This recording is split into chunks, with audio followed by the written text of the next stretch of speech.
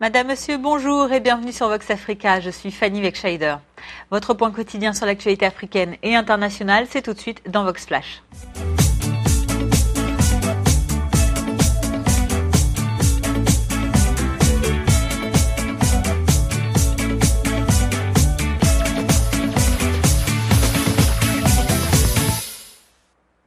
Ouvrons notre journal de ce lundi 4 avril au Niger. Investiture du président réélu.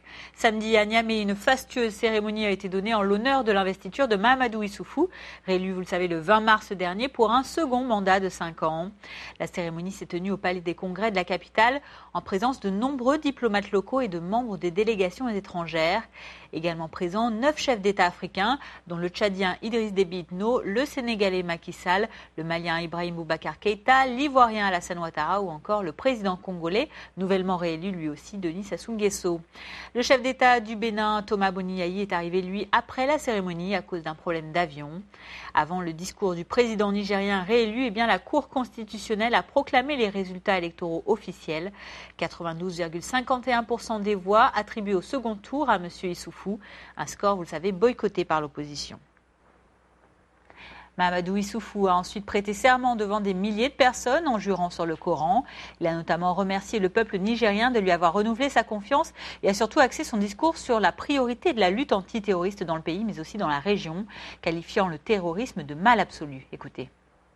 Jurons solennellement sous le livre saint de respecter et faire respecter la constitution que le peuple s'est librement donnée, de remplir loyalement les hautes fonctions dont nous sommes investis, de ne jamais trahir ou travestir les aspirations du peuple.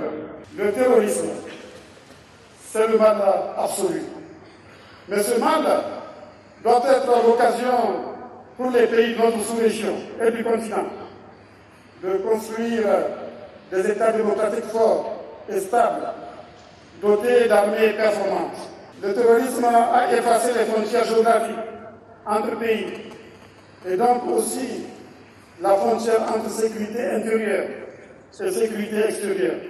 On voit bien, par exemple, comment la situation sécuritaire au nord Mali et le chaos libyen expliquent les attentats de Bamako, de Ouagadougou et d'Abidjan. Et tant qu'on n'aura pas stabilisé la Libye,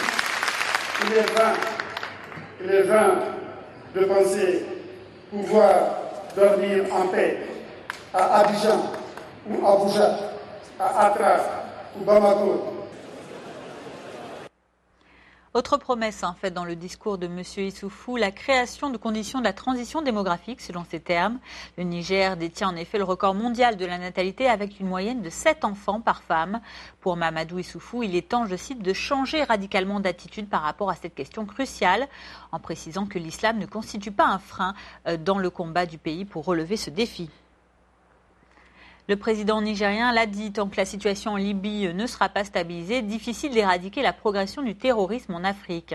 La veille, à Tripoli, des centaines de personnes étaient rassemblées en soutien au gouvernement d'union nationale libyen. Les manifestants qui ont défilé pacifiquement toute la journée et ce jusqu'au soir ont également demandé aux autorités non reconnues de la capitale de céder le pouvoir au Premier ministre Fayez al-Sarraj, désigné par les Nations Unies. Depuis la chute du régime de Mouammar Kadhafi en 2011, l'espoir de sortir la Libye du chaos grandit, notamment avec le ralliement de certaines milices de Tripoli et de villes de l'ouest du pays. Une allégeance qui porte un coup aux autorités liées à Fajer Libya, qui contrôle Tripoli depuis août 2014. Dans la bouche des quelques 300 Libyens qui ont manifesté vendredi, des slogans tels que « Le peuple veut le gouvernement d'union »,« Dégage Gweil », en référence au chef du gouvernement non reconnu, Khalifa al-Gweil. Et après son arrivée chahutée mercredi, le chef de ce gouvernement, soutenu par la communauté internationale, Fayez al-Sarraj, est apparu pour la première fois en public vendredi. C'était dans une mosquée de Tripoli. Et comme le Premier ministre, les manifestants qui étaient réunis vendredi n'aspirent qu'à une seule chose, la fin du chaos en Libye. Notre demande principale est d'être comme les autres pays, d'avoir un gouvernement, une armée, de la sécurité. Nous ne voulons pas des milices, nous ne voulons pas de la corruption. Nous voulons un gouvernement d'unité, nous voulons une armée, une police, des salaires et de la stabilité. Nous voulons un État capable de défendre ses frontières. Souvenez-vous, il y a un an, le massacre de Garissa au Kenya faisait 148 morts. Pour célébrer ce triste anniversaire, une commémoration a été organisée dans la ville samedi 2 avril. Parmi les victimes des islamistes Shebab, 142 étudiaient dans cette université assiégée. Il s'agissait de l'attaque la plus meurtrière au Kenya depuis celle de l'ambassade américaine de Nairobi en 1998. Pour la cérémonie de ce week-end, une plaque commémorative a été inaugurée et une centaine de personnes, sportives ou non, ont participé à un marathon organisé en l'honneur des personnes décédées dans cette tragédie. Un seul message pour tous, la paix entre tous les Kenyans, musulmans comme chrétiens. Des prières et des veillées aux chandelles se sont ensuite tenues à la fois à Garissa et à Nairobi, une initiative de représentants du gouvernement. Et je vous propose d'écouter ces déclarations recueillies lors du marathon commémoratif de samedi à Garissa. Nous sommes ici car nous sommes tristes de ce qui est arrivé, car c'est un jour important qui ne sera jamais oublié par la communauté ici à Garissa et par les Kenyans en général. Aujourd'hui, je suis heureux parce que je montre toute ma force en solidarité avec les frères tués, les Kenyans, les chers enfants que j'avais dans cette université. Je suis heureux de participer à ce marathon pour montrer qu'après un an, je ne les oublie pas. Ils sont partis et nous ont laissés derrière. Nous sommes ici en tant que pays. Nous nous souvenons de ce jour, même si un an est passé. Nous nous tenons avec ses parents. Nous voulons leur dire qu'ensemble, en tant que pays, du nord au sud, de l'ouest à l'est, des musulmans aux chrétiens, toutes les 42 communautés dans nos pays, de nos voisins et de la communauté internationale mondiale, qu'ensemble, nous devons lutter contre toutes les formes de terreur. Nous, la communauté musulmane, voulons changer le récit, que l'islam est une religion de paix, de tolérance, de la coexistence, que le récit qu'ils vendent n'est pas le vrai islam, et nous le condamnons, et nos chefs religieux et notre jeunesse, nous tous ensemble, nous allons combattre la radicalisation. Scandale à l'international. Panama Papers, Mossack Fonseca, vous entendrez encore beaucoup ces mots. Un seul sujet les rassemble, celui d'une fuite en provenance du cabinet d'avocats panaméen Mossack Fonseca et dont certains documents révèlent un certain nombre de paradis fiscaux utilisés par près de 140 leaders mondiaux, aussi bien des responsables politiques que des personnalités de premier plan.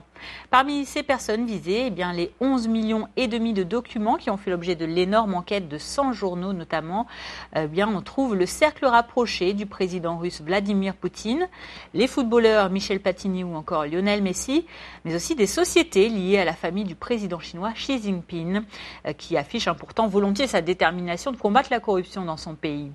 Également pointé du doigt, le président ukrainien Petro Poroshenko. Le travail d'investigation qui a été mené par les publications membres du consortium international des journalistes d'investigation a duré environ un an. Il a mobilisé environ 370 journalistes de plus de 70 pays. Plus de 214 000 entités offshore seraient impliquées dans les opérations financières et ce dans plus de 200 pays et territoires à travers le monde entier. Un mot de sport à présent. Au Togo, le 25e Tour cycliste international aura lieu du 12 au 17 avril prochain. 70 coureurs venus du Bénin, du Burkina Faso, de Côte d'Ivoire, de France, du Ghana, du Mali, du Nigeria ou encore du Sénégal, de la République démocratique du Congo ou du Togo lui-même seront au départ. L'épreuve connaîtra 6 étapes. Le lancement officiel de ce tour a eu lieu ce week-end, l'occasion pour les organisateurs de présenter les différents maillots en jeu. Et Francis Ducreux, le promoteur du Tour, nous explique la particularité du Tour du Togo, ainsi que la préparation des cyclistes togolais cette année. Il répond au micro de Noël Tadénion, notre correspondant au Togo.